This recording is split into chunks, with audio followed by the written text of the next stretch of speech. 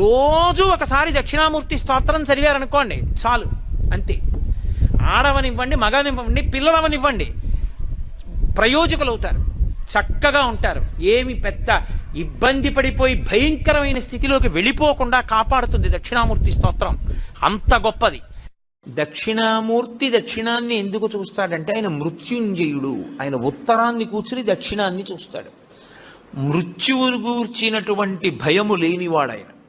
ఆయన పాదములు పట్టుకుంటే మృత్యుభీతి పోతుంది, భయం పోతుంది. అందుకే దక్షిణామూర్తి స్వరూపం అసలు సమస్త ఐశ్వర్యము దగ్గర నుండి, చదువుల దగ్గర నుండి, మోక్షము వరకు దక్షిణామూర్తి ఇవ్వలేనటువంటిది లోకమునందు లేనే లేదు.